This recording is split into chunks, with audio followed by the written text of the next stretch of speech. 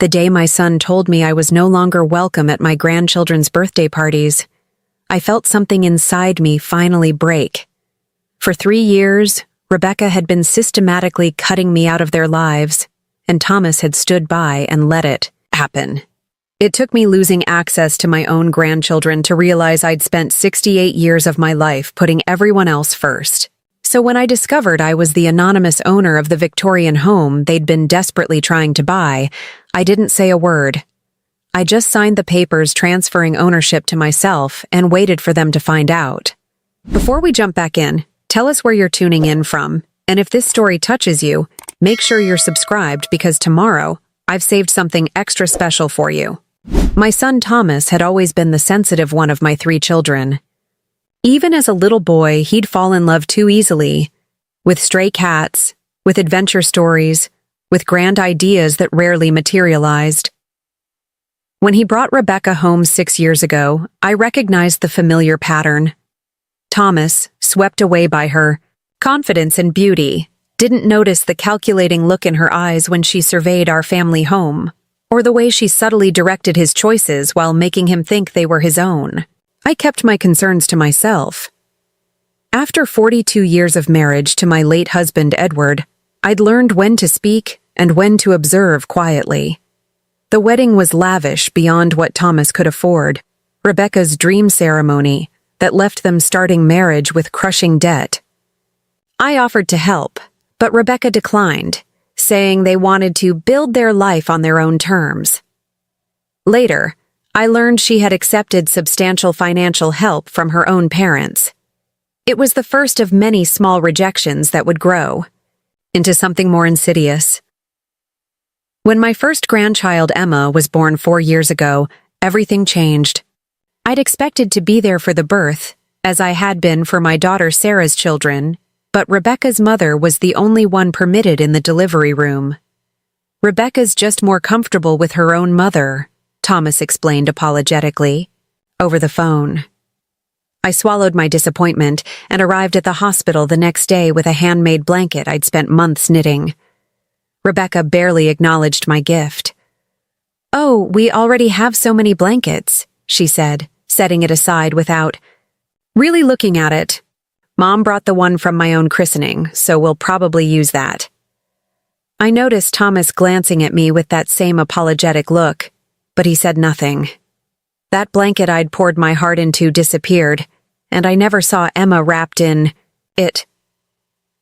Still, I tried. Every Sunday, I'd bring homemade meals to help them through the exhausting early weeks of parenthood. Rebecca would accept them with a tight smile.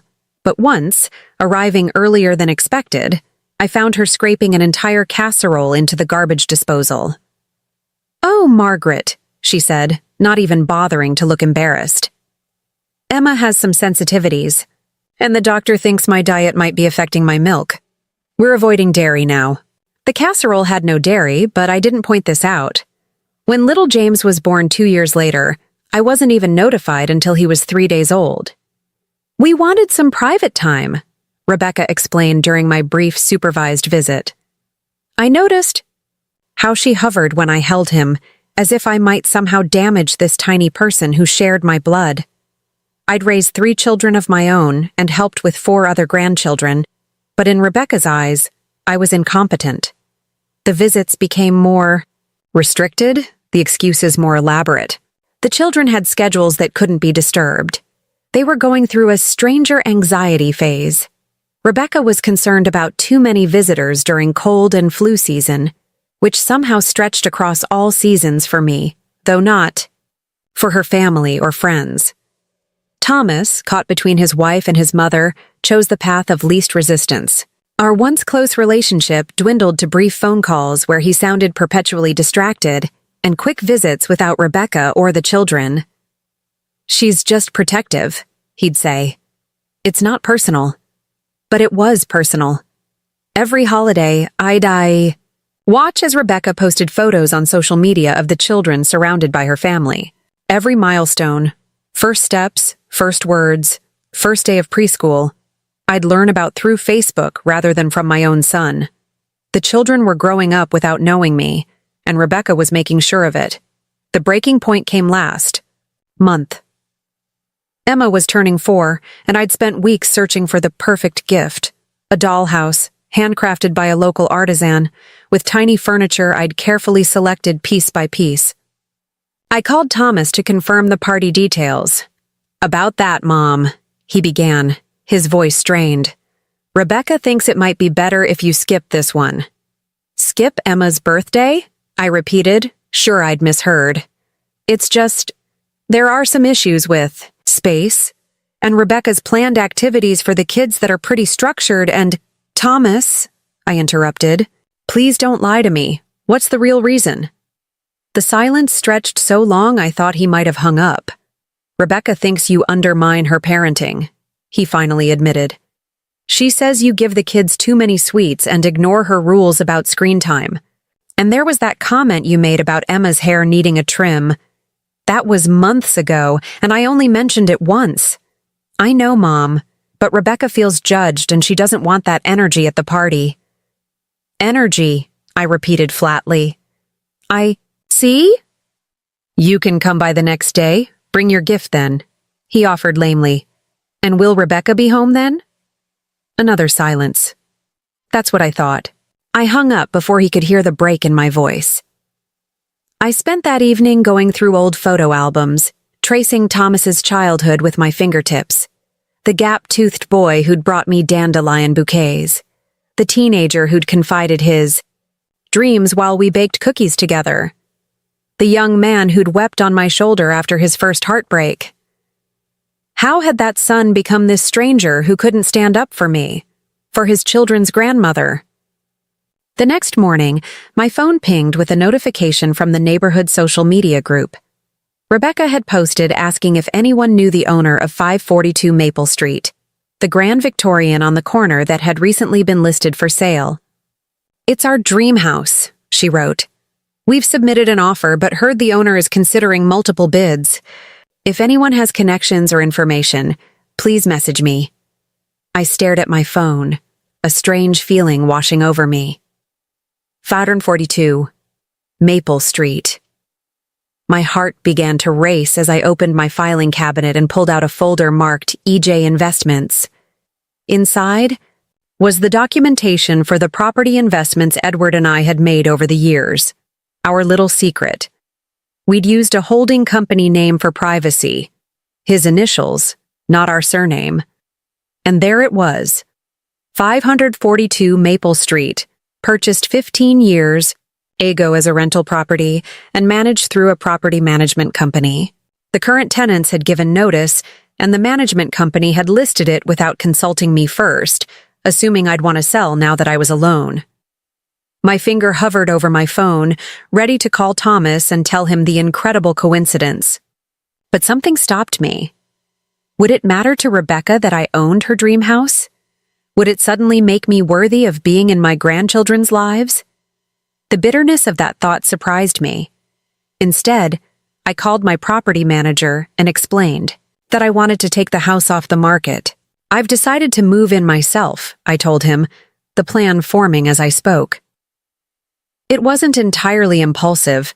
I'd been considering downsizing from my current home, which felt too large and full of echoes since Edward passed.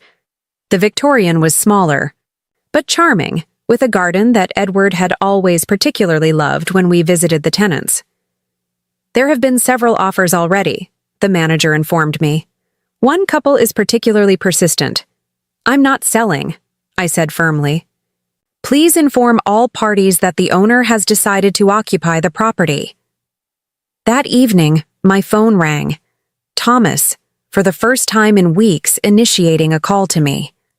"Mom," he said, his voice tight with controlled emotion. "You'll never believe." "What happened?" "The house? That perfect house we told you about on Maple Street. We lost it. The owner pulled it off the market completely. Rebecca is devastated." I made appropriate sympathetic noises while a plan crystallized in my mind. For years, I'd been the accommodating one, the mother and grandmother who accepted scraps of attention, who swallowed hurt rather than causing conflict. What had it gotten me? A son who couldn't stand up to his wife, grandchildren who barely knew me. Preparing and narrating this story took us a lot of time, so if you are enjoying it, subscribe to our channel. It means a lot to us. Now back to the story. A daughter-in-law who saw me as irrelevant at best, an obstacle at worst. That's a shame, I said. Finally. Real estate can be so unpredictable. Rebecca's convinced someone swooped in with a cash offer. She's been crying all day. This was the house, Mom. The one we've been dreaming about for years. Perfect neighborhood for the kids, walking distance to the best schools. The self-pity in his voice grated against something raw inside me. How many times had I cried alone after being excluded from my grandchildren's lives? Where was his concern then? I'm sorry to hear that, I said, my voice cooler than intended. I'm sure the right house will come along. I guess, he sighed. Anyway, Rebecca wanted me to ask if you're still planning to come by tomorrow with Emma's gift. I thought Rebecca didn't want me at your house. Not during the party, he clarified quickly. But afterward should be fine, as long as you don't stay too long. The kids will be tired. The casual cruelty of it, being granted a brief, grudging window of access to my own grandchildren, was the final straw. Actually, I've made other plans, I said. I'm meeting with a real estate agent. I'm thinking of moving. Moving? Thomas sounded genuinely surprised. But you love your house. You and Dad built it together. Things change, Thomas. People change. I paused, then added, I'll drop Emma's gift off on your porch tomorrow. Give her my love. After hanging up, I sat in Edward's old armchair, the one he'd spent countless evenings in, reading the newspaper while I knitted beside him. What would you do, Ed? I whispered to the empty room. I could almost hear his answer, that gentle rumble of a laugh followed by the advice he'd given me throughout our marriage. Follow your heart, Maggie, but use your head to get there. My heart ached for connection with my grandchildren, for the relationship with my son that had once been so close. But my head recognized that continuing as before, accepting crumbs of time, navigating Rebecca's arbitrary rules and restrictions, was slowly destroying me. So I made my decision. The next morning, I signed the papers to take ownership of 542 Maple Street. I'll move in next month, I told the property manager. And please, keep my ownership confidential for now. That same day, I dropped off Emma's gift as promised, leaving the carefully wrapped dollhouse on the front porch with a card expressing my love. I didn't ring the bell. I didn't try to catch a glimpse of my grandchildren through the windows. Instead, I drove to my sister Claire's house across town. Claire, 5 years my senior and blunt as ever, listened to the whole story over tea at her kitchen table. When I finished, she reached across and squeezed my hand. It's about time you stood up for yourself, Margaret, she said. I've watched you shrink smaller and smaller around that daughter-in-law of yours, and it's broken my heart. Edward wouldn't have stood for it, and neither should you. But the children, I said, my voice catching. I'm afraid of losing them completely. Honey, from where I'm sitting, Rebecca's already made sure that happened. The question is, what are you going to do to change it? What indeed? As I drove home, I passed by 542 Maple Street and slowed down. The grand old Victorian sat on its corner lot, mature trees shading its wraparound porch, late afternoon sunlight glinting off its bay windows. Soon, this would be my home. A fresh start, a new chapter. I thought about Rebecca's face when she discovered who actually owned her dream house. I thought about my son's reaction when he realized his mother wasn't the pushover he'd come to expect. But most of all, I thought about Emma and James, the grandchildren who deserved to know their grandmother, to hear stories about their father. As a boy, to learn family recipes and traditions that stretched back generations. For the first time in years, I felt something beyond hurt and resignation. I felt a flicker of power, of determination. Rebecca had controlled the narrative for too long. Now it was my turn to write the story. I pulled into my driveway and noticed Thomas's car parked at the curb. He sat on my front steps, the unwrapped dollhouse beside him, his expression troubled. "Emma loved it," he said as I approached. "She wanted to thank you herself. I told her I'd bring her by tomorrow, but Rebecca—" He trailed off, looking down at his hands. "Rebecca what?" I prompted, unlocking my front door and gesturing for him to follow me inside. "She says the dollhouse is too elaborate, that you're trying to buy Emma's affection. She wants me to return it." I set my purse down deliberately, taking a moment to control the anger rising inside me. When I turned to face my son, my voice was steady. "Thomas, I've made a decision. I won't be available tomorrow or any day after that until some things change. I'm tired of being treated like an inconvenience in my grandchildren's lives. I'm tired of watching you allow it." His face flushed. "That's not fair, Mom. I'm caught in the middle here." "No, Thomas, you put yourself in the middle. You're a grown man, a father yourself now. It's time you decided what kind of relationship you want your children to have with their grandmother, because I won't accept the scraps I've been given anymore." He stared at me, shock evident in his expression. I'd never spoken to him this way, never made demands or ultimatums.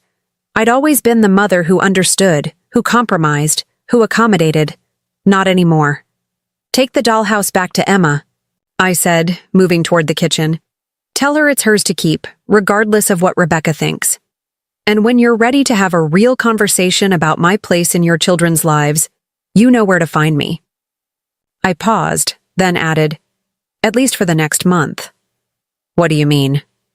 "I'm moving," I said simply. "New house, new start."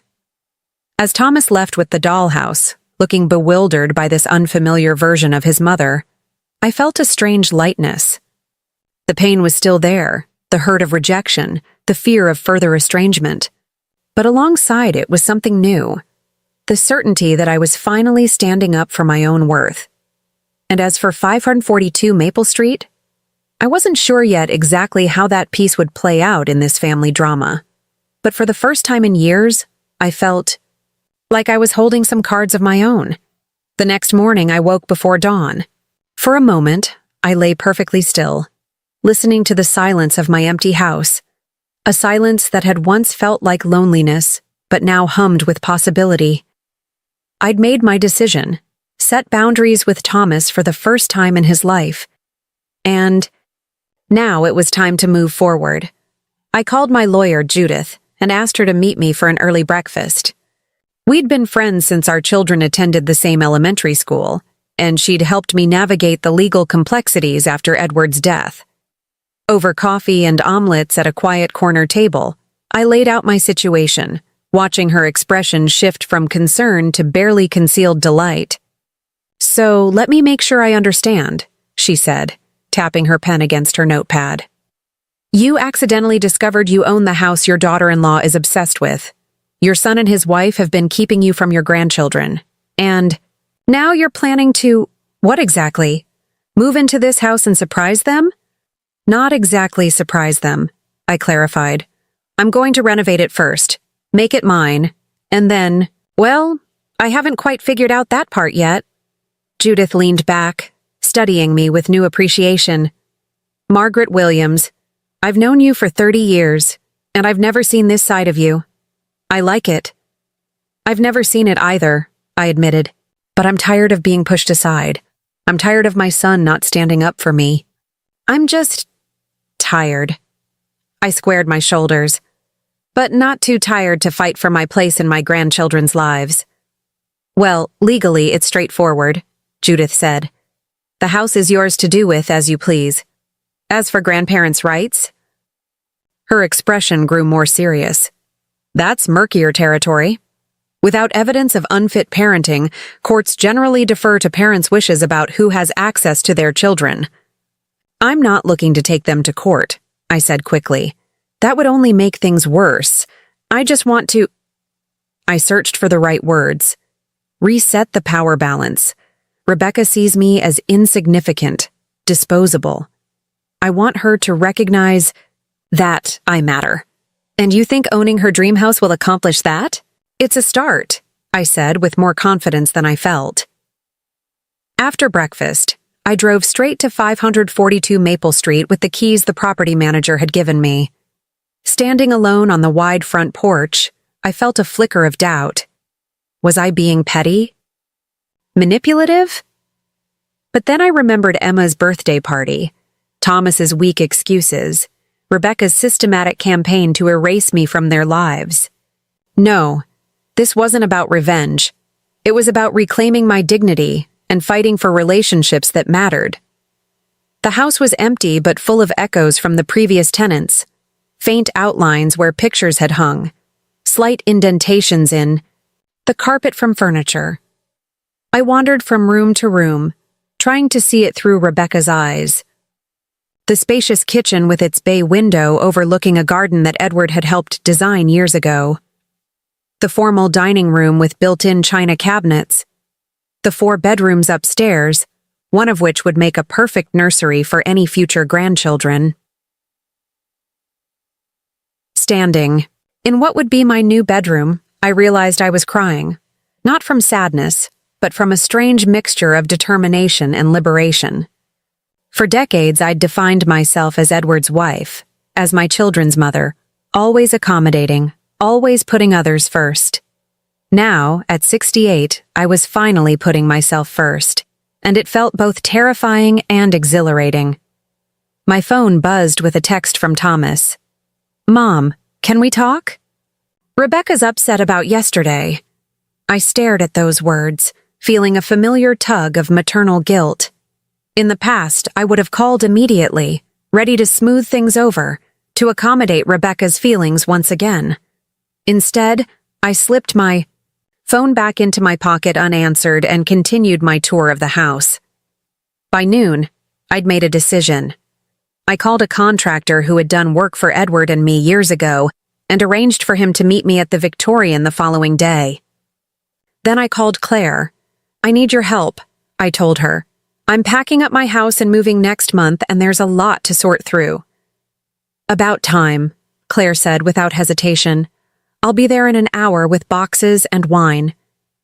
True to her word, Claire arrived armed with packing supplies and a bottle of Cabernet. As we began sorting through decades of accumulated possessions, she asked the question I'd been avoiding. "What exactly are you planning to do when Rebecca finds out you own her precious dream house?"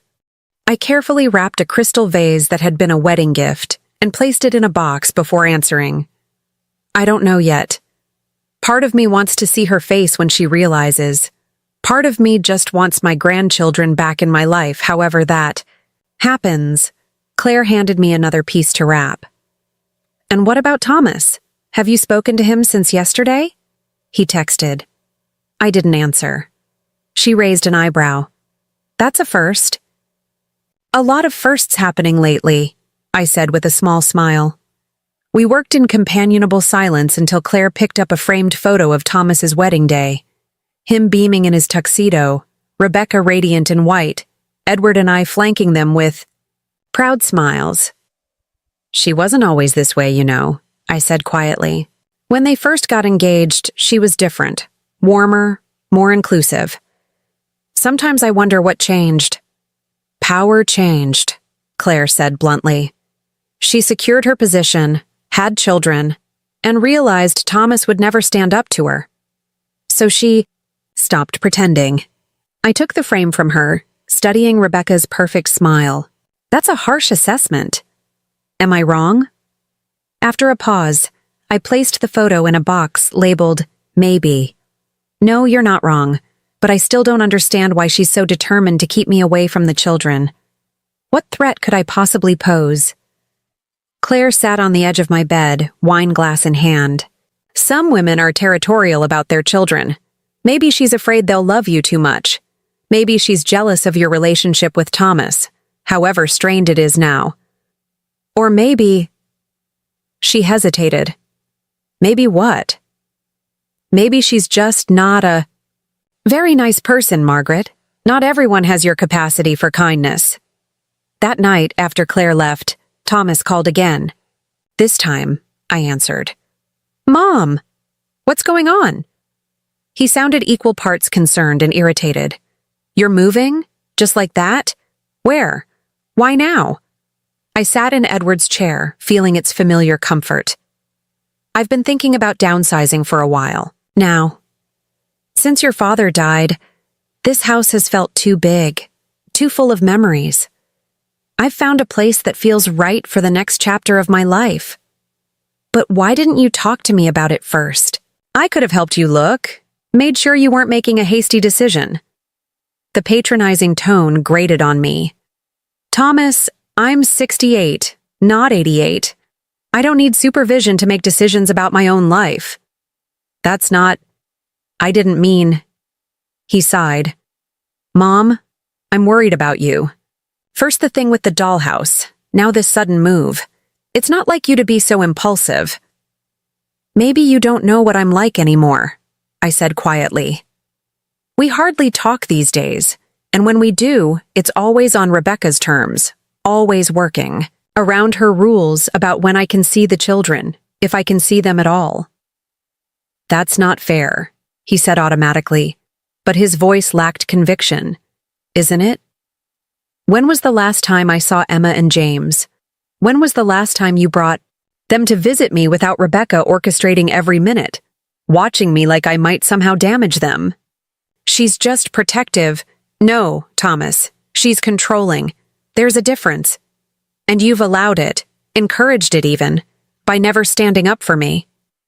The silence stretched between us, filled with all the things we'd never said to each other. "I don't want to fight with you," he finally said. "I love you, Mom. I want you in our lives." "Do you? Because sometimes it feels like you've chosen a simpler path, keeping Rebecca happy at all costs, even if it means pushing me to the margins of your life." Another long silence. Then, in a smaller voice than I'd heard from him since childhood, "I don't know how to fix this." "You start by acknowledging there's something to fix," I said gently. "And then we go from there." After we hung up, I felt lighter somehow, as if speaking these truths had lifted a weight I'd been carrying for years. Whether it changed anything remained to be seen, but at least I'd finally given voice to my hurt. The next day, I met with Larry, the contractor, at 542 Maple Street. As we walked through the house, I shared my vision, updating the kitchen while preserving its vintage charm, refinishing the hardwood floors hidden under worn carpeting, painting the rooms in warm, welcoming colors. "This is going to be gorgeous when we're done," Larry said, making notes. "How soon do you want to start?" "Immediately," I replied. "I'd like to move in next month if possible. Tight timeline, but we can make it work." He looked up from his notebook. "This is a change for you, isn't it? Different style than your current place." I smiled. "I'm making a lot of changes lately." Later that afternoon, I visited my local bank to arrange financing for the renovations. As I sat in the manager's office discussing terms, I glimpsed a familiar figure through the glass partition. Rebecca, dressed impeccably as always, her expression tense as she spoke with another bank employee. I instinctively shrank back, not wanting her to see me, then immediately felt annoyed with myself for the reaction. Why should I hide? I wasn't doing anything wrong. Our eyes met as she turned to leave. For a moment, she looked startled, then quickly composed her features into a polite smile that didn't reach her eyes. "Margaret, what a surprise," she said, approaching my table with rehearsed grace. "Banking errands?" "Something like that," I replied neutrally. "How are the children?" "Wonderful. Emma's been asking about the dollhouse you gave her. It's quite elaborate. I'm glad she likes it." An awkward silence fell between us. Rebecca shifted her weight, clutching her designer handbag. Thomas mentioned, "You're thinking of moving?" "Not thinking," I corrected. "Doing. I'll be in my new place next month." "That's sudden." "Where to, if you don't mind my asking?" I met her gaze steadily. "Somewhere that feels like home." Her smile tightened almost imperceptibly. "Well, I'm sure Thomas will want all the details. Perhaps you could come for dinner next week." The children would love to see you." The abrupt shift in her attitude, from months of exclusion to a casual dinner invitation, sent a clear message. Thomas had confronted her after our conversation, and she was making a strategic retreat. "I'd love to see the children," I said carefully. "But I'm quite busy with moving preparations. Maybe we could arrange something else? Perhaps I could take Emma and James to the park on Saturday? Just the three of us?" The flicker of panic in her eyes was almost comical. "Oh, I don't know about that. They're so young, and James still naps, and Emma has swim lessons." "Another time, then," I said pleasantly, gathering my papers. "Do give them my love." As I walked to my car, I felt Rebecca's eyes following me. For the first time in our relationship, I'd set terms she couldn't control, and her discomfort was palpable. It was a small victory, but it fueled my resolve to keep moving forward with my plan. The next few weeks passed in a blur of activity. I sorted through decades of possessions, deciding what to keep, what to give away, what to store. Claire helped when she could, as did my youngest daughter Sarah, who drove up from Richmond for a weekend. Thomas called several times, each conversation slightly less strained than the last, though we carefully avoided discussing Rebecca or my mysterious new home. One evening, as I packed books in the study, I came across Edward's old journal. I sat on the floor, surrounded by half-filled boxes, and opened it to a random page. His familiar handwriting brought tears to my eyes. "Margaret amazes me," he'd written. "After all these years, she still puts everyone else first. Me, the children, her volunteer work. Sometimes I worry she's lost sight of herself in the process. I wish she could see her own strength the way I do." I closed the journal, holding it to my chest. "I'm seeing it now, Ed," I whispered to the empty room. "I'm finally seeing it now." The morning I closed on my current house, I felt a momentary panic. Was I making a terrible mistake? Burning bridges with my son and his family? But as I handed over the keys to the young couple who'd bought it, expecting their first child, so full of hope for their future in this space, I knew I was doing the right thing. That afternoon, I drove to 542 Maple Street, my new home. The renovations were nearly complete, transforming the once-tired Victorian into a warm, inviting space that felt both fresh and comfortingly familiar. I'd incorporated small touches from my old life: Edward's reading chair by the bay window, the antique side table that had been my mother's, the quilt my grandmother had made displayed on a wall rather than hidden in a linen closet. Standing in the front hall, keys in hand, I felt a sense of exhilaration. This house represented more than just a change of address. It was a declaration of independence, a statement that I still mattered, that my life wasn't over just because my role as wife and active mother had ended. My phone buzzed with a text. From Larry. "Final inspection passed. Congratulations on your new home." As I began the process of unpacking and settling in, I realized something had shifted inside me. The hurt and resentment that had driven my initial decision hadn't disappeared, but they'd been joined by something else.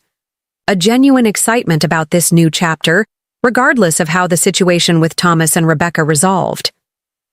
For the first time in years, I was living on my terms. And it felt like freedom.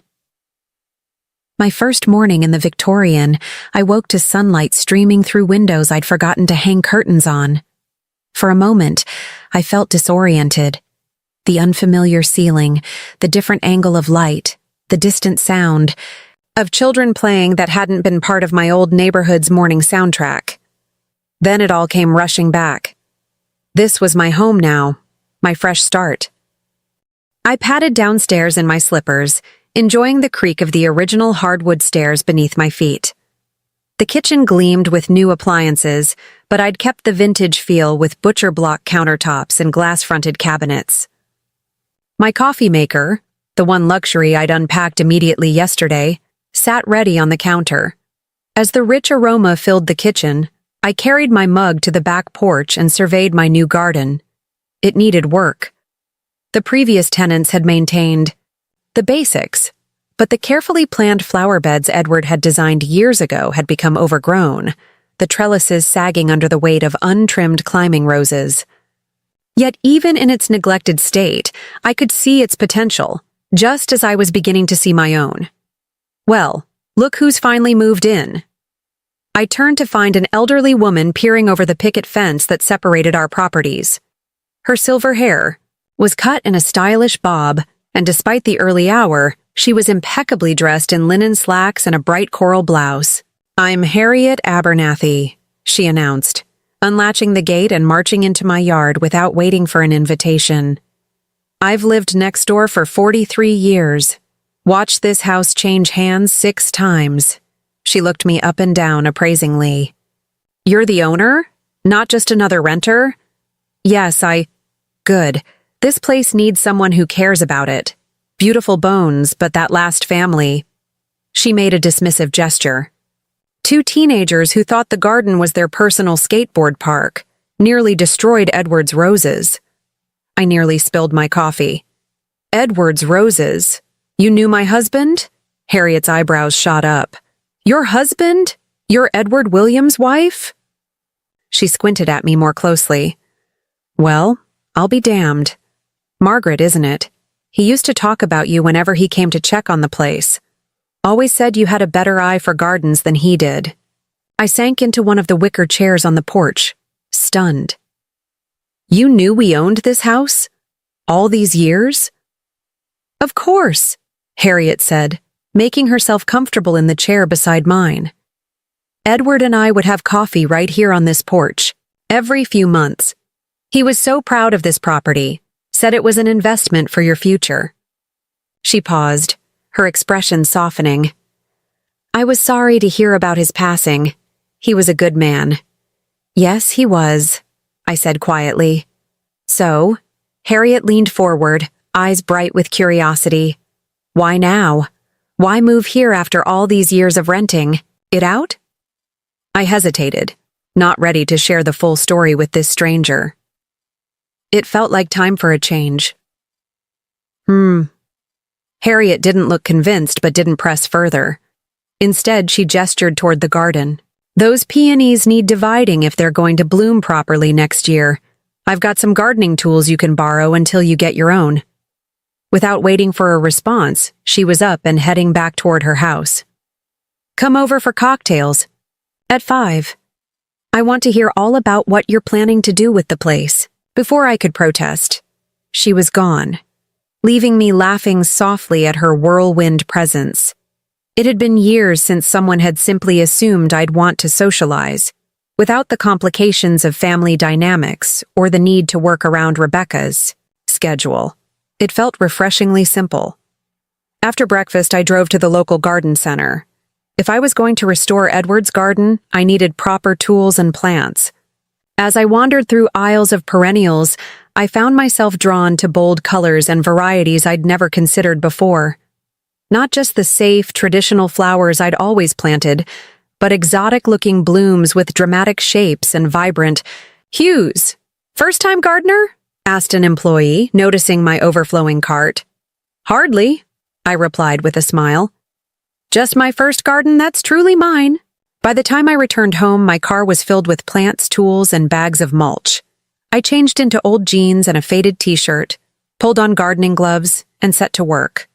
There was something deeply satisfying about digging in the earth, clearing away weeds, making space for new growth. I lost track of time, focused only on the rhythm of my hands working the soil. "You've got dirt on your nose." I looked up, startled, to find Thomas standing at the garden gate, a takeout coffee tray in his hands. For a moment, neither of us spoke. I hadn't told him my new address yet, though I'd planned to once I was properly settled. "How did you find me?" I asked, sitting back on my heels.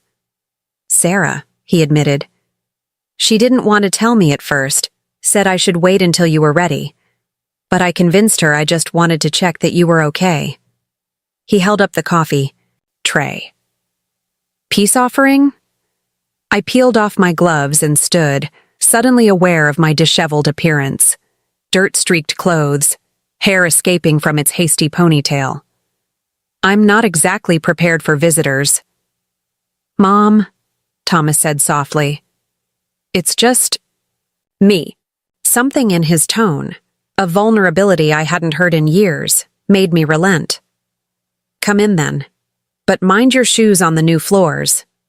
Inside, Thomas looked around with undisguised curiosity, taking in the high ceilings, the refinished wood, floors, the way sunlight played through the stained glass accents in the front windows. This is not what I expected, he said finally. It's beautiful. Thank you. I accepted the coffee he offered and led him to the kitchen. It's a work in progress, but it already feels like home. Thomas sat at the new kitchen island, turning, his coffee cup in his hands. Mom, I've been doing a lot of thinking since our last conversation. About what you said regarding Rebecca, and how I've let her control the situation with you and the kids. He looked up, his expression troubled. You were right. I've taken the path of least resistance, and it wasn't fair to you. I sipped my coffee, not wanting to interrupt what seemed like a carefully prepared speech. I talked to Rebecca, he continued. Really talked to her, not just went along with what she wanted. It didn't go well at first. She accused me of undermining her. Parenting decisions said I was choosing you over her, he sighed. But eventually we got to what I think is the real issue. She's insecure about her relationship with the children. She thinks they'll love you more, or that you'll judge her parenting. I know, he said quickly. But that's how she feels. And I haven't helped by never addressing it directly. He set his cup down decisively. Anyway, we've agreed to start with small steps. Sunday dinners at our house once a month with you as our guest. No supervision, no arbitrary rules, just family time. I felt a surge of hope, quickly tempered by caution. And Rebecca is on board with this? She's accepting it, Thomas said carefully. It's a start, Mom. Will you come? I thought about it, weighing the genuine progress against my recent resolve not to be manipulated anymore. Yes, I said finally. I'll come. But Thomas, I need you to understand something. I'm not the same person I was a month ago. I won't go back to accepting scraps of time with my grandchildren or being treated like an inconvenience. I know, he said, looking around the kitchen. This whole thing, you moving, standing up to us, it's been a wake-up call. He hesitated, then asked, Can I see the rest of the house? I showed him through the rooms, watching his expression as he took in the changes I'd made. The study with Edward's desk positioned to catch the morning light. The guest bedroom I'd set up specifically with Emma and James in mind, complete with child-sized furniture and shelves stocked with books and toys. You did all this for them? Thomas asked, his voice thick with emotion. Even not knowing if... They're my grandchildren, I said simply. I'll always be ready for them, whether Rebecca allows me to see them or not. When we reached the front parlor, Thomas stopped abruptly, staring at the bay window that overlooked the street. Wait a minute. This view... He moved closer to the window, looking out at the distinctive oak tree on the corner. Mom, what street is this? My heart began to race. This was the moment I'd both anticipated and dreaded. Maple Street, I said carefully. 542 Maple Street. Thomas turned to me slowly, disbelief spreading across his features. This is the house, the one Rebecca and I tried to buy, the one that was suddenly pulled off the market. I met his gaze steadily. Yes? But how?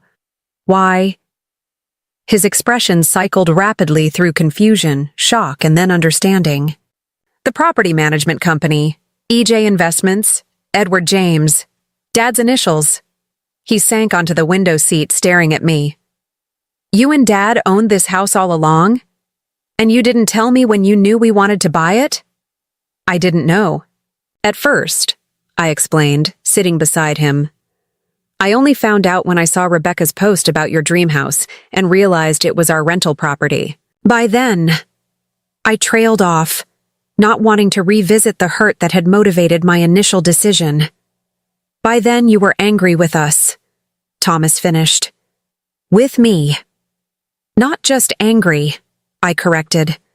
Hurt, excluded, made to feel insignificant in my own family. I touched his hand gently. I admit, part of me enjoyed the idea of Rebecca finding out who really owned her dream house. But it was more than that. This place represents a fresh start for me, a way to reclaim my life on my own terms. Thomas was quiet for a long moment, processing. Does Rebecca know? Not yet. She'll be... He broke off, running a hand through his hair. Actually, I don't know how she'll react. This might complicate the progress we've made. Or it might help her see me differently, I suggested. Not as just your mother or the children's grandmother, but as a person with my own history, my own agency. When are you planning to tell her? I considered the question. My initial impulse for dramatic revelation had faded as I'd settled into my new home, replaced by a more measured desire for honest reconciliation. I thought perhaps you could bring her and the children for a visit. Let her see the house, how I've prepared it for all of you. Then we can tell her together. Thomas nodded slowly. That might work. But Mom... He looked at me directly. No matter how she reacts, I want you to know I'm committed to changing things between us. This isn't conditional on Rebecca's approval. Anymore. Something tight in my chest loosened at his words. For the first time in years, I felt like I was truly seeing my son. Not the conflict-avoidant man who'd let his wife dictate our relationship, but the thoughtful, caring person I'd raised. Thank you, I said simply. After Thomas left, promising to arrange a family visit soon, I returned to my gardening with renewed energy. As the afternoon sun began to wane, I remembered Harriet's invitation for cocktails. I showered quickly and changed into a casual dress I'd never have worn in my old life, a vibrant blue with an asymmetrical hemline that Sarah had given me last Christmas. It's so not you, Mom, she'd teased, but maybe it should be. Harriet's house was a mirror image of mine in structure but completely different in style. Bold colors, eclectic art, furniture that looked collected rather than matching. You clean up nicely, she commented, handing me a perfectly mixed gin and tonic. Now sit and tell me what brought you to Maple Street, and don't give me that time for a change nonsense. No one uproots their entire life at our age without a good reason. Perhaps it was the gin, or perhaps it was simply the relief of talking to someone with no stake in my family drama. But I found myself telling Harriet everything. The years of increasing isolation from my grandchildren, Rebecca's controlling behavior, Thomas's passive acceptance, and finally, the ironic twist of discovering I owned their dream house. Well, Harriet said when I finished, refilling our glasses. And here I thought my property dispute with the condo association was exciting. She leaned forward, eyes sparkling. So when does the daughter-in-law find out? Soon, I hope. Thomas is going to bring them all for a visit. I want a front-row seat for that revelation, Harriet declared. I'll bake my famous lemon bars as an excuse to drop by. We spent the next 2 hours sharing stories, laughing more than I had in years. Harriet, I learned, had been a professor of art history before retiring, had never married, too many interesting men to settle for just one, and had traveled to every continent, including Antarctica. That's my next chapter, she announced. My niece is a marine biologist heading a research expedition to study emperor penguins. I'm joining her team as the expedition photographer. At your age? I asked, then immediately regretted the ageist implication. Harriet just laughed. Darling, age is just a number some frightened clerk assigned us. The real question is what stories you want to collect before you're done. She studied me over her glass. And it seems to me you're just starting to collect some good ones. Walking home under a sky dusted with early stars, I felt a lightness I hadn't experienced in decades. My garden was waiting for me. My new home was taking shape around me. And for the first time in years, I had a friend who saw me as I was now, not as an extension of roles I'd played in the past. Tomorrow, I would continue bringing my garden back to life. I would hang the curtains I'd selected for the front windows.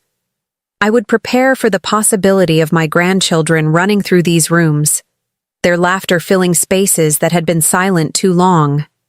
And when Rebecca finally learned the truth about this house, about me, I would face that moment not with vindictive triumph, but with the quiet confidence of a woman who had finally learned to stand in her own power.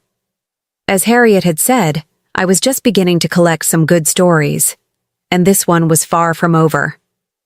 The promised Sunday dinner almost didn't happen. 2 days before, Thomas called, his voice tight with tension. "Mom, there's been a complication. Rebecca found your address." My hand froze in the act of repotting an orchid. "How?" "She was going through some paperwork in my office and saw the coffee receipt from when I visited you. The address was printed on it." He lowered his voice, though I doubted Rebecca was nearby. She recognized the street immediately and started asking questions.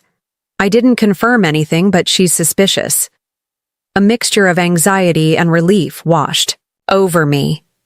Part of me had been dreading the dramatic revelation, while another part wanted everything in the open at last.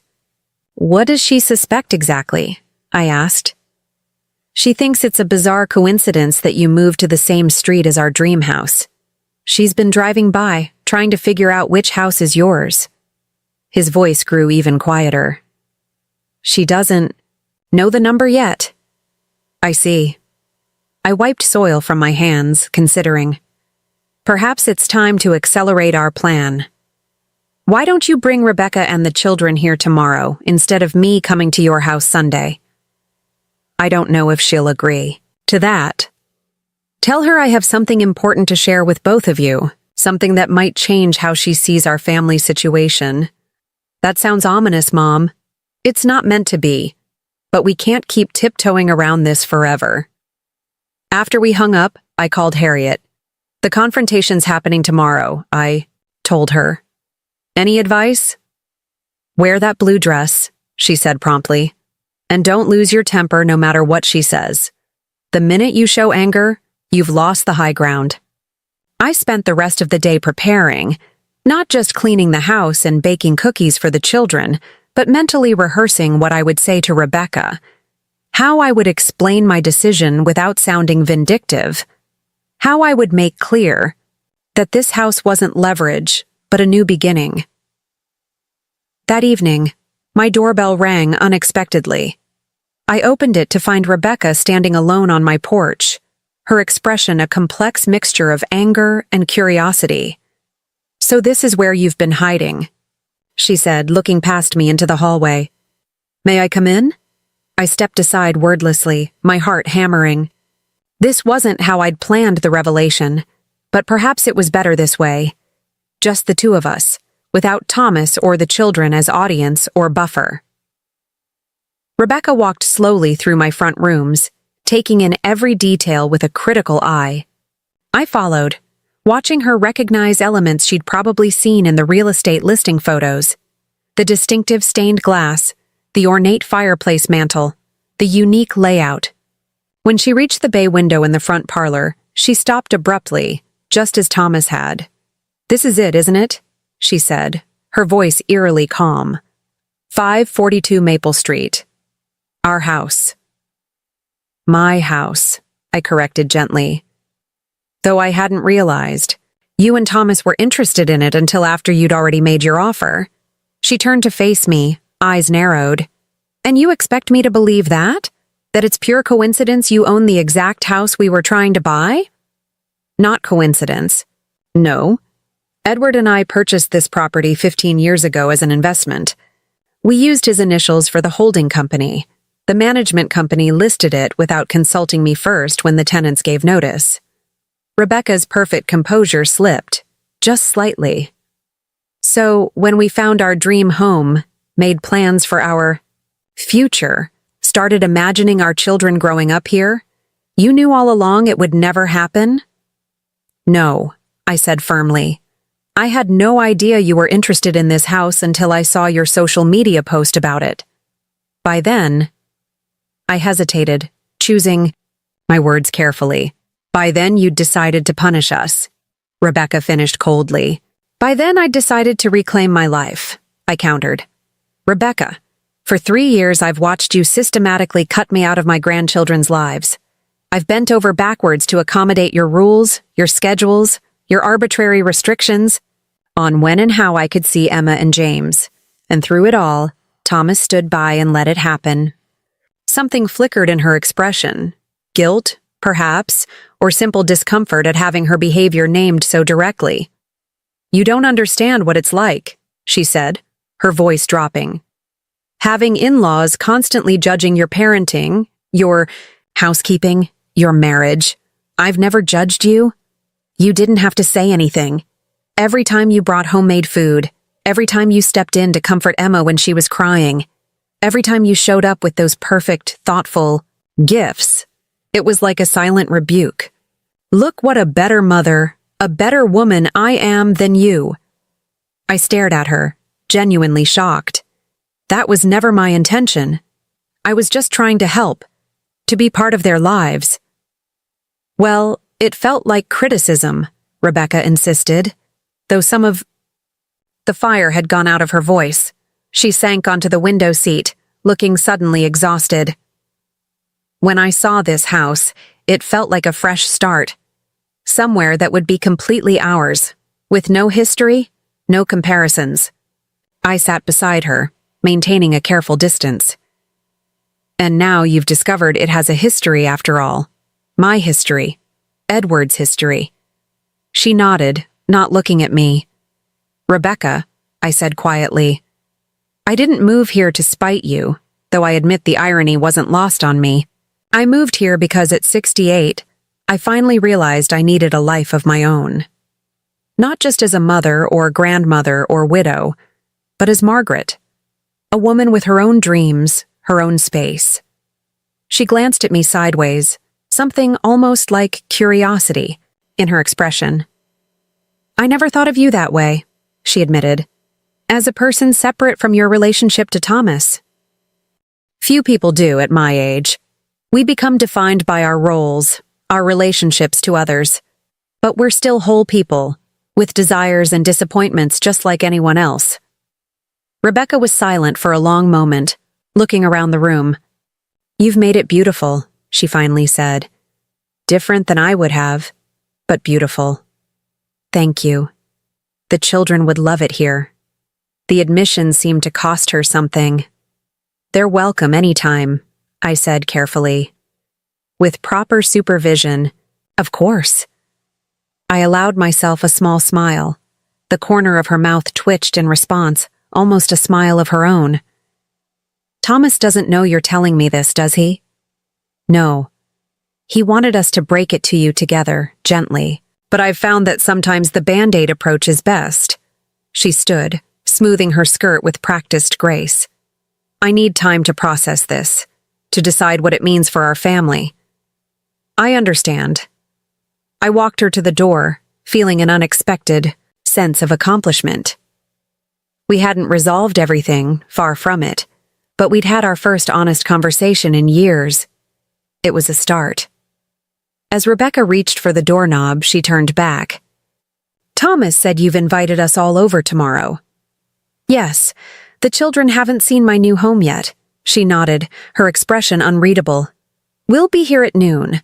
Emma likes peanut butter sandwiches with the crusts cut off. James is allergic to strawberries. After she left, I called Thomas. Rebecca was just here, I told him. I know, he sighed. She took my car without telling me where she was going. Then she came home and locked herself in our bedroom. What happened? What did you tell her? The truth. All of it. And we're still scheduled for tomorrow at noon. Peanut Peanut butter sandwiches for Emma, no strawberries for James. His relief was palpable even through the phone. Really? She's okay with it? I wouldn't say okay, exactly. But she's thinking. And that's progress. That night I slept fitfully, replaying my conversation with Rebecca and imagining scenarios for tomorrow's visit. Would she be cold and formal, merely tolerating my presence? Would she find some excuse to cut the visit short? Or would there be genuine progress toward healing our fractured family? At 6 a.m, unable to sleep any longer, I went down to the garden. The dawn light cast a silvery glow over the flowers I'd planted, the weeds I'd cleared, the pathways I'd begun to restore. In just a short time, this neglected space had begun to transform, just as I had. Quite the little metaphor you've got growing there, came Harriet's voice from over the fence. She stood in her bathrobe, coffee mug in hand. Nervous about the big summit today? Terrified, I admitted. But hopeful, too. Want a shot of bourbon in your coffee?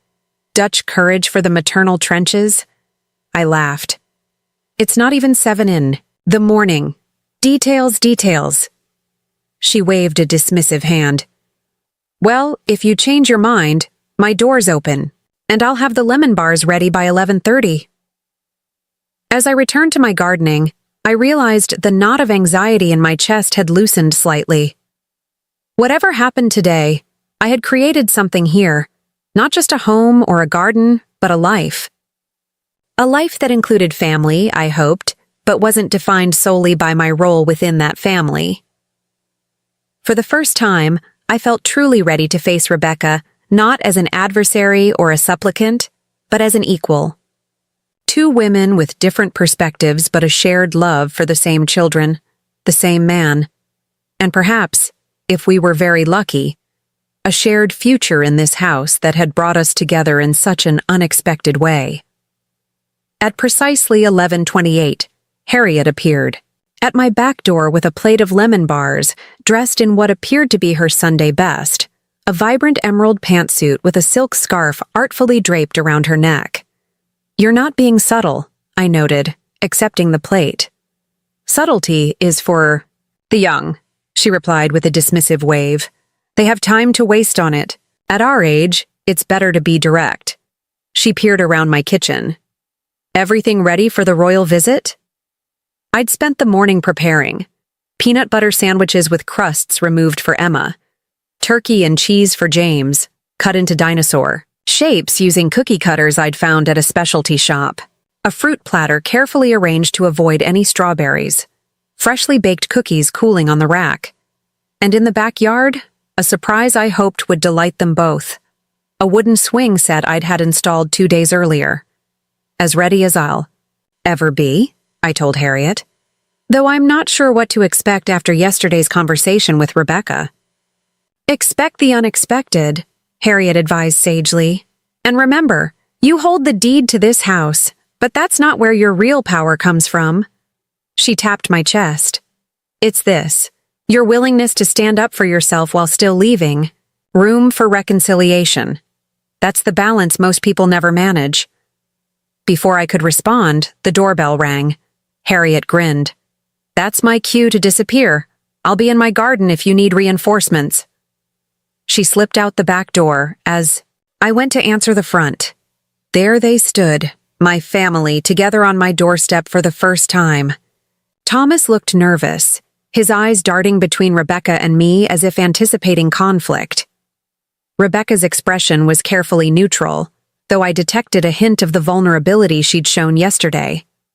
But it was Emma and James who captured my attention, Emma bouncing with excitement, James half hidden behind his mother's legs, peering up at me with curious eyes. Grandma! Emma launched herself forward, wrapping her arms around my waist. Daddy said you have a new house with a secret garden. I hugged her back, savoring the contact I'd been denied for so long. It's not exactly secret, but it is special. Would you like to see it? She nodded enthusiastically, already tugging me toward the interior of the house. James remained firmly attached to Rebecca, but his eyes were wide with interest as he took in the unfamiliar surroundings.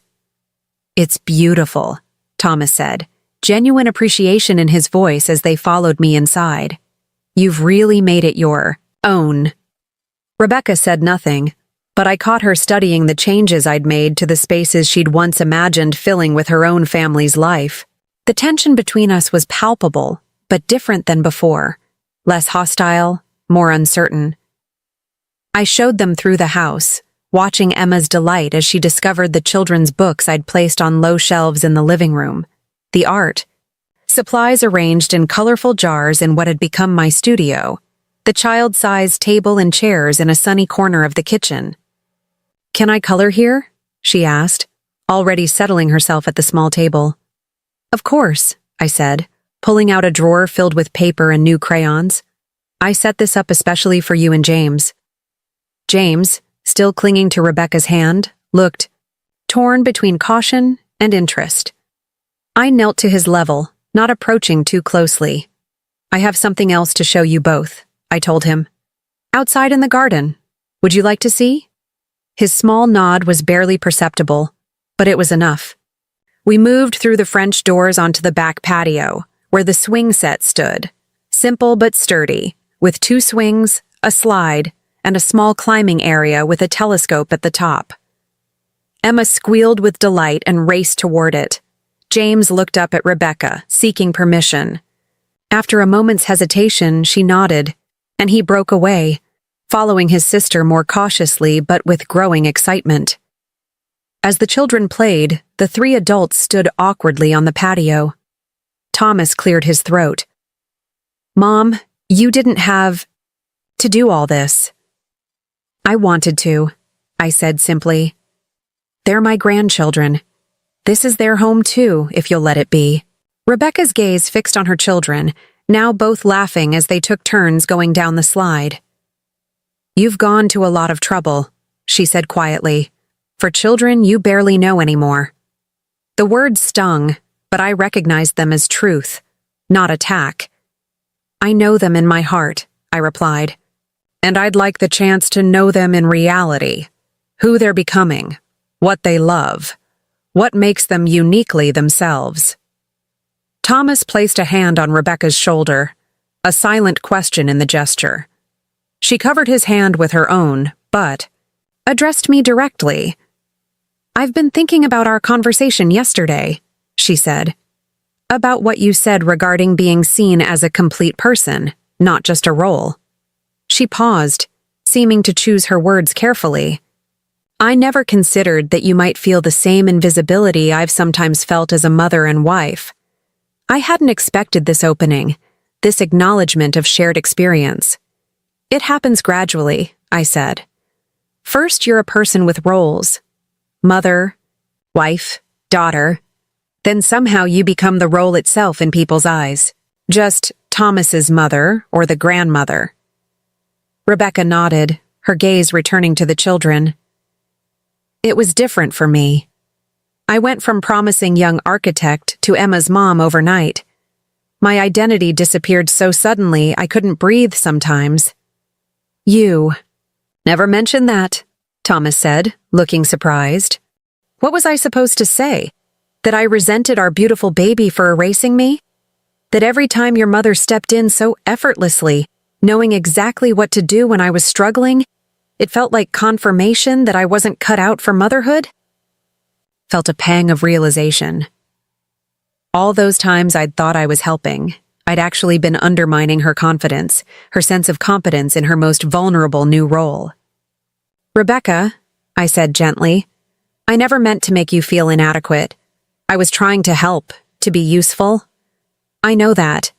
Now."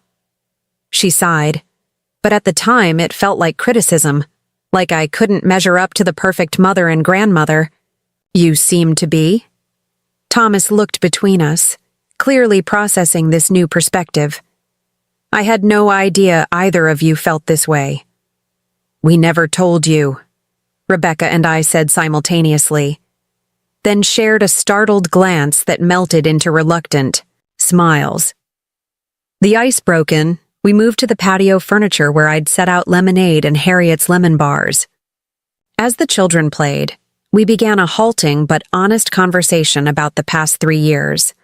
The hurts, the misunderstandings, the assumptions that had driven us apart. "When I saw you'd moved into this house," Rebecca admitted, "my first thought was that you'd done it deliberately to hurt us, to show your power." "That wasn't it," I assured her, though I won't pretend I didn't see the irony. This house represented a fresh start for me, a place that was mine, that I'd chosen, not just somewhere I ended up by default, like I chose motherhood, Rebecca said thoughtfully, even though it sometimes feels like it chose me. I nodded, understanding flowing between us. Exactly. By the time lunch was served, the atmosphere had transformed. Not completely. There were still moments of tension, old habits of defensiveness that flared briefly before being consciously set aside. But something fundamental had shifted. We were seeing each other as whole people, not just as the roles we occupied in relation to each other. After lunch, James fell asleep on the window seat, his small body curled around a stuffed elephant I'd placed there. Emma asked to see the rest of the garden, and I showed her the peonies I'd been dividing, letting her help plant some of the divisions in a sunny spot. "Can I come back and see when they bloom?" she asked, patting the soil around a root ball. "I hope so," I said, glancing toward the house where Thomas and Rebecca were deep in conversation on the patio. "I'd like that very much." When it was time for them to leave, Emma hugged me fiercely. "I miss you, Grandma," she whispered. "Can we come again tomorrow?" Rebecca overheard and answered before I could. "Not tomorrow, sweetheart. Grandma needs time to rest. But..." She looked at me with a new openness in her expression. "How about next Saturday? We could make it a regular thing if Grandma wants." "I'd love that," I said, emotion tightening my throat. After they drove away, I stood on my porch watching until their car disappeared around the corner. The visit had gone better than I'd dared hope, though I knew we had a long way to go. One successful afternoon couldn't erase years of hurt and mistrust. But it was a beginning, fragile and tentative, but real. Harriet appeared as if by magic, settling beside me on the porch swing. "Well, how was the royal visit?" I recounted the day's events, the unexpected breakthrough with Rebecca, the joy of reconnecting with my grandchildren. "So the house worked its magic," Harriet observed. "Not exactly," I corrected. "It wasn't the house itself that changed things. It was what the house represented. My willingness to finally stand up for myself, to create a life that wasn't defined solely by my relationship to them." Harriet nodded approvingly. "Independence is attractive. It draws people to you rather than pushing them away. That's something most folks never figure out." She patted my knee. "You're going to be just fine, Margaret Williams, with or without the family drama." As twilight settled over my garden, I realized Harriet was right. The past month had transformed me. I had built a new life, one that had room for family, certainly, but didn't depend on them for meaning or purpose. I had my garden, my art studio where I'd begun painting again after decades away from the easel, my friendship with Harriet, my plans to volunteer at the local library's children's program, and if Rebecca and Thomas and the children became a regular part of that life, as I fervently hoped they would, it would be because we'd chosen each other as equals, not because of obligation or guilt or manipulation. That night, I wrote in the journal I'd started keeping since moving to Maple Street. "Today," I wrote, "I finally understood what Edward meant when he used to say that the best gifts can't be held in your hands. They can only be held in your heart. Today, I held my grandchildren again, and for the first time in years, I think they truly saw me, not just as their grandmother but as Margaret, a woman with a story all her own." 3 months after that first family visit, I stood in my kitchen preparing Sunday lunch, the windows open to catch the early autumn breeze.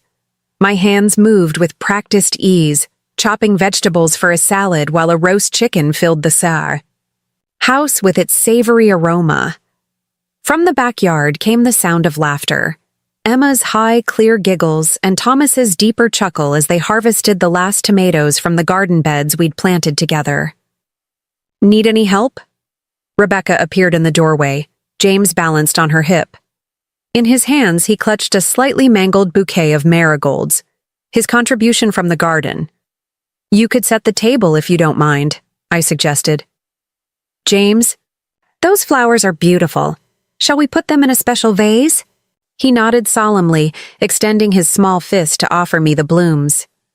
As I arranged them in a cobalt blue vase, one I'd made myself in the pottery class I'd started taking at the community center, I marveled at how much had changed since that tense first visit. We hadn't become the perfect family overnight. There had been setbacks, moments of old resentments flaring up, times when Rebecca's insecurities or my stubborn pride threatened to undo our fragile progress. But we kept trying, kept talking, kept showing up. Not just for the children, but for ourselves, for the relationships we were slowly rebuilding. The weekly Saturday visits had evolved into a comfortable routine. Sometimes we'd stay at my house, the children playing in the garden or helping me bake cookies in the kitchen. Other times, I'd join them at their home for movie nights or board games. Thomas had even begun dropping the children off for occasional sleepovers, allowing Rebecca and him rare date nights, something they hadn't enjoyed since Emma was born. "I like your hair," Rebecca commented as she arranged plates on the table. "The shorter style suits you." I touched my newly cropped silver, bobbed self-consciously. After decades of the same shoulder-length style, I'd finally taken Harriet's advice and embraced a more modern look. "Thanks. Harriet's hairdresser suggested it." "How is Harriet? Still planning that Antarctica trip?" "Leaves next month. She's been shopping for extreme weather gear for weeks. Says she's going to be the most fashionable person on the ice." Rebecca smiled, adjusting a fork. "I've been meaning to ask her about the renovation she did on her kitchen. The subway tile is exactly what I've been thinking about for our bathroom update. This casual exchange would have been unimaginable 3 months ago. Yet here we were, discussing haircuts and home renovations like ordinary family members, perhaps not yet friends, but no longer adversaries. Thomas and Emma burst through the back door, their arms full of tomatoes and zucchini, faces flushed. "From the garden." "Final harvest of the season," Thomas announced proudly. "Emma's quite the gardener, Mom.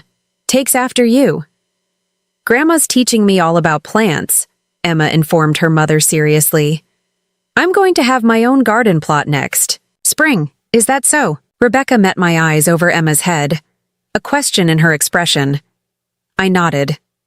"If it's all right with you and your dad, of course. I thought we could section off a small area just for Emma. James, too, when he's ready." Rebecca's smile held none of the territorial tension that would have accompanied such a suggestion months ago. "I think that's wonderful. Maybe I could help too. I've always wanted to learn gardening, but our townhouse didn't have much space." "I'd like that," I said sincerely. As we settled around the table for lunch, I observed my family with quiet contentment. James, now comfortable enough to sit in a booster seat next to me instead of clinging to Rebecca. Emma, chattering about her school project and how I'd promised to help her build a model of the solar system. Thomas, relaxed and engaged, no longer walking on eggshells between his mother and wife. And Rebecca, still reserved at times but genuinely trying, bringing a bottle of my favorite wine today, asking about my pottery class, sharing stories about her own mother's gardening disasters. After lunch, as Thomas and Rebecca cleared the dishes despite my protests, Emma tugged at my sleeve. "Grandma, can we look at the pictures again? The ones of Daddy when he was little?" I retrieved the photo albums I'd brought from my old house, and we settled on the window seat that had become our special spot. James climbed up too, curling against my side as I opened to pages showing Thomas at Emma's age, gap-toothed and freckled, proudly displaying a model airplane he'd built with Edward. "Daddy looks like me," Emma observed, tracing the photograph with one finger. "He does," I agreed. "You have his eyes and his smile." From across the room, I caught Thomas watching us, a complex emotion on his face. Later, as the children napped and Rebecca took a work call in my study, he joined me on the back porch. "I've been meaning to talk to you about something," he said, his expression serious. My heart skipped. Had there been some new problem I hadn't detected? Some issue with Rebecca? "It's about the house," he continued. "Or rather, about what you've created here." He gestured around at the flourishing garden, the comfortable outdoor space, the home that had become a sanctuary, not just for me, but for all of us. "What about it?" "I've been thinking a lot about what happened, how it all unfolded, how we almost lost you." His voice caught slightly. "How I almost lost you because I couldn't see what was happening between you and Rebecca, because I wasn't brave enough to stand up for either of you in the right ways." I touched his hand gently. "Thomas." "No, let me finish. When Rebecca and I were looking at this house, thinking about buying it, we saw it as an escape. A fresh start away from perceived judgments, away from the past." He looked around thoughtfully. "But you've shown us something different. You've made this place about connection. To the past, to each other, to the future through the children. You've created something Rebecca and I never could have." I hadn't expected this insight from my pragmatic son. "What are you saying exactly?" "I'm saying thank you for standing your ground, for not giving up on us even when we gave you every reason to." He smiled ruefully. "And for creating this space where we can all be ourselves, not just roles, like you said, but complete people." That evening, as the family prepared to leave, Rebecca hung back while Thomas got the children settled in their car seats. "I've been thinking," she said carefully, "about Christmas." In previous years, Christmas had been a particular point of contention. Rebecca's family traditions had always taken precedence, with my participation limited to a brief, supervised visit on Christmas Eve. "What about it?" I asked, trying to keep my tone neutral. "I think we should have it here this year, if you're willing." She hurried on before I could respond. "There's more space. The children love it here and it feels right somehow." "I'd love that," I managed, blinking back unexpected tears. Rebecca nodded, a tentative smile playing at her lips. "We could start some new traditions, blend the old ones from both our families. I'd like that very much." After they drove away, I sat on my front porch in the gathering dusk, savoring the quiet and the remarkable turn my life had taken. A car pulled into Harriet's driveway, and she emerged with her usual dramatic flair, laden with shopping bags. "Successful family day?" she called, crossing to my yard without hesitation. "More than I could have imagined," I replied. "They want to have Christmas here."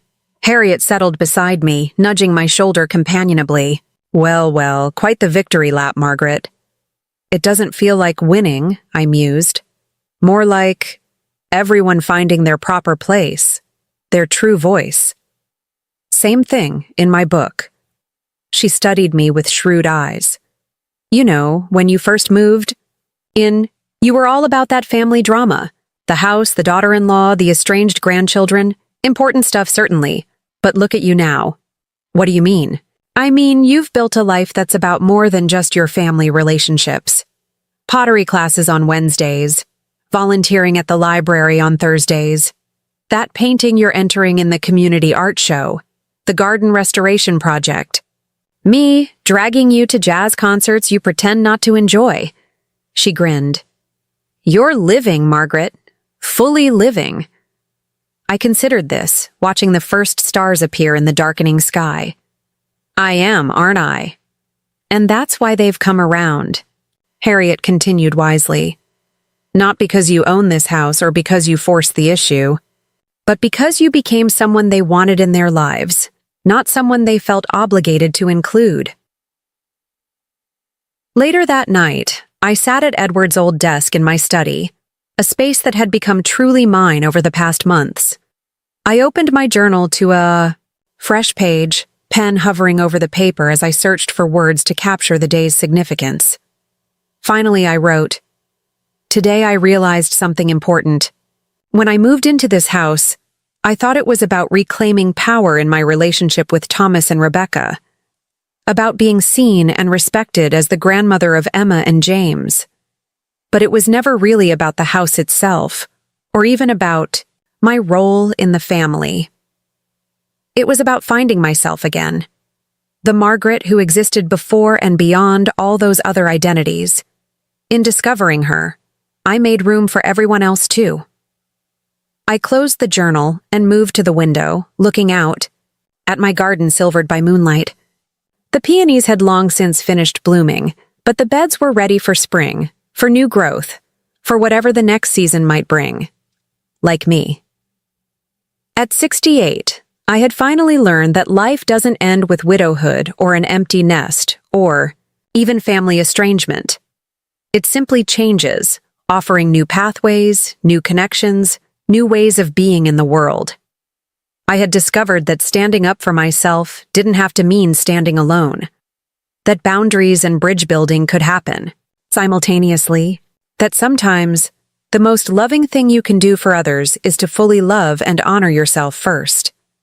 The house on Maple Street had indeed become a dream home, not just for Rebecca and Thomas, who now visited regularly with no hint of envy or resentment, but for me. A dream I hadn't known to dream until life's unexpected turns led me here. And as for my daughter-in-law who once refused to let me see my grandchildren, she would never be the daughter I'd never had, nor I the mother she'd always wanted. But we had found something perhaps more valuable: mutual respect, growing understanding, and the shared love of two children who now moved freely between our worlds, carrying the best of each back and forth like little ambassadors of the heart. Some dreams, it turns out, are better than the ones we originally imagined for ourselves. And some houses become homes in ways no real estate listing could ever describe, measured not in square footage or property values, but in the laughter that fills their rooms, the hard conversations that clear their air, and the love that finally is allowed to grow without constraint or condition. Up next, you've got 2 more standout stories right on your screen. If this one hits the mark, you won't want to pass these up. Just click and check them out. And don't forget to subscribe and turn on the notification bell so you don't miss any upload from us.